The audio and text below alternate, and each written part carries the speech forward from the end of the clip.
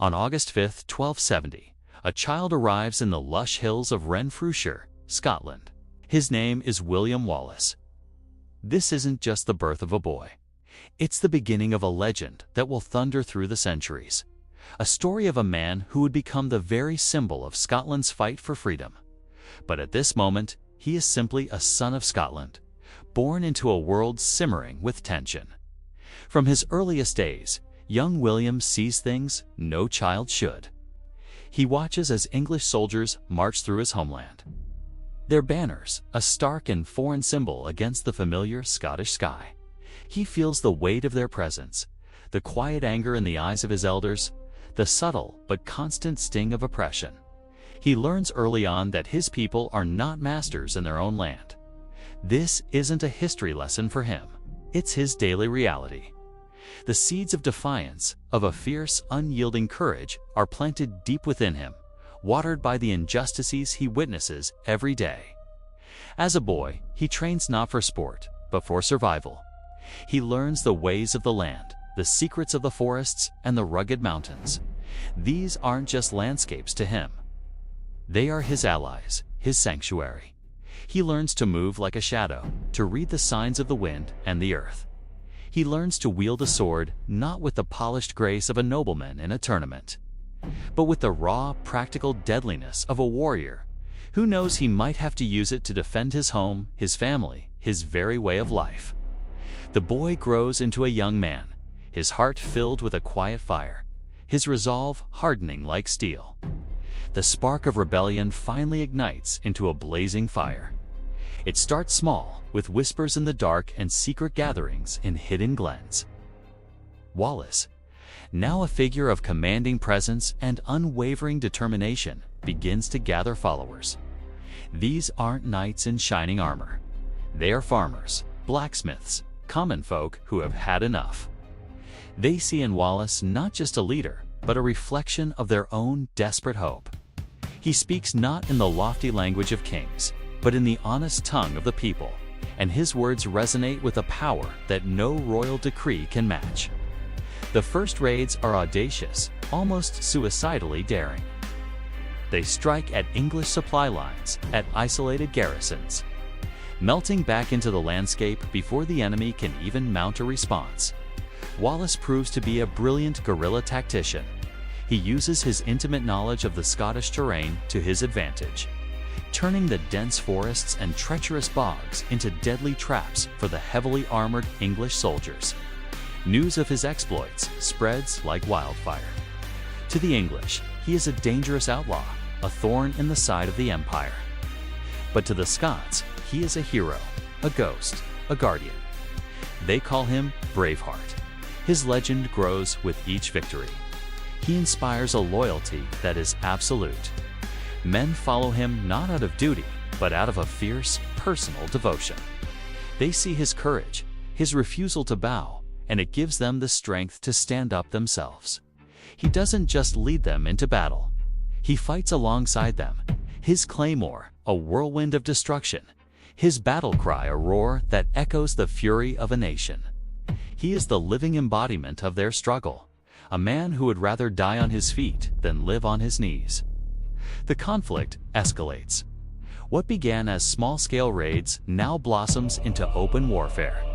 The English king, Edward I, known as Longshanks, a formidable and ruthless monarch, cannot ignore this Scottish rebellion any longer. He sends his armies north, confident that he can crush Wallace and his rabble of peasants. But he underestimates the power of an idea, the strength of a people fighting for their own homes. The Battle of Stirling Bridge becomes a defining moment. On one side, a massive, disciplined English army, complete with heavy cavalry, the medieval equivalent of tanks. On the other, Wallace's smaller, less equipped Scottish force.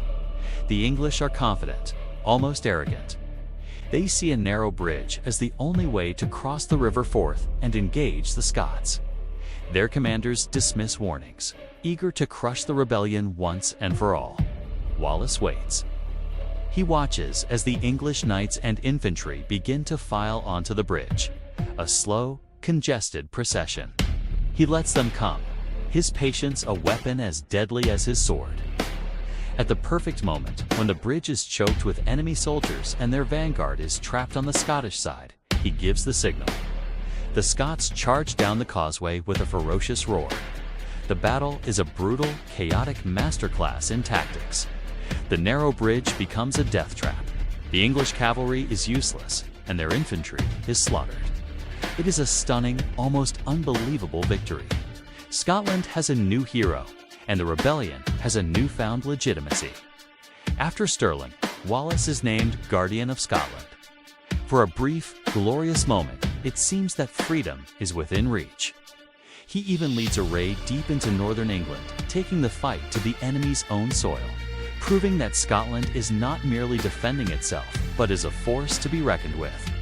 But the mantle of leadership is a heavy one. He is now responsible for an entire nation, and he must navigate not just the battlefield, but the treacherous currents of Scottish politics.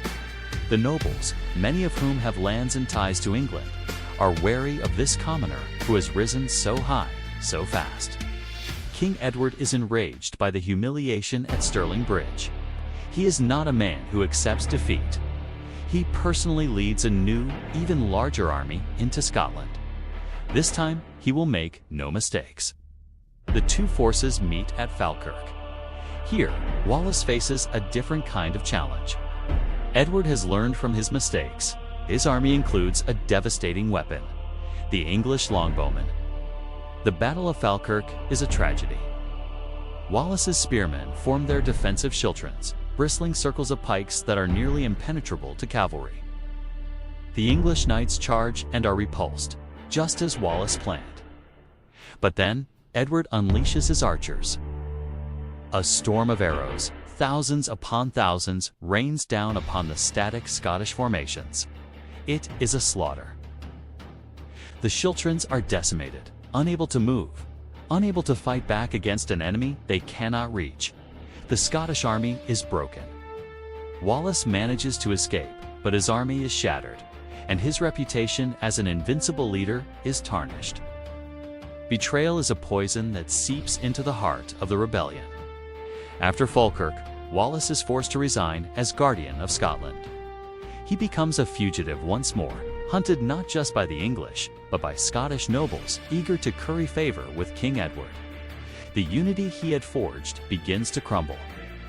It's a bitter pill to swallow. He had fought for the nobles as much as for the common folk. Yet, in his moment of need, many of them abandoned him. This part of his story is not one of glorious battles, but of lonely nights, of trusting the wrong people, of seeing the cause he championed weakened from within. For years, he continues the fight from the shadows, a ghost that still haunts the English occupation. He travels to France and Rome, seeking support for the Scottish cause, a diplomat as well as a warrior. But the world of international politics is a complex and cynical one. Promises are made and broken. He returns to his homeland, his determination undimmed, but his path is lonelier than ever. The end comes not on a battlefield, but through a final, gut-wrenching act of betrayal. He is captured at Robroyston near Glasgow, handed over to the English by a Scottish nobleman, Sir John Menteith. He is transported to London in chains, a prize for King Edward. He is put on trial for treason. But Wallace stands defiant to the last. He argues that he cannot be a traitor to a king to whom he never swore allegiance. His loyalty was to Scotland, and to Scotland alone. His execution is meant to be a spectacle, a gruesome warning to any who would dare to defy the English crown. He is hanged, drawn, and quartered, a brutal and agonizing death.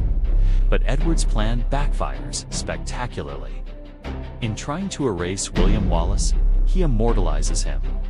The horrific nature of his death does not cow the Scots. It enrages them. It transforms a fallen warrior into a martyr. His final, defiant cry of freedom echoes from the executioner's block across the whole of Scotland.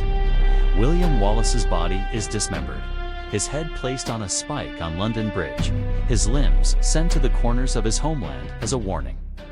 But his spirit, his legacy could not be so easily destroyed. He had shown the people of Scotland that freedom was possible, that even a commoner could stand against a king, that the might of an empire could be challenged. His sacrifice paves the way for the one who would finish what he started, Robert the Bruce.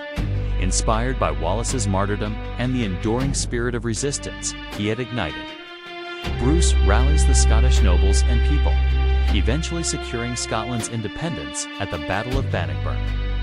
Wallace did not live to see a free Scotland, but it was his courage, his sacrifice, and his unwavering love for his country that laid the foundation upon which that freedom was built. The boy from Renfrewshire became a legend, and that legend, carved from the rugged heart of medieval Scotland, will never be forgotten. Thanks for watching. If you enjoyed this journey into the past, be sure to like, subscribe, and ring that notification bell for more stories that shaped our world.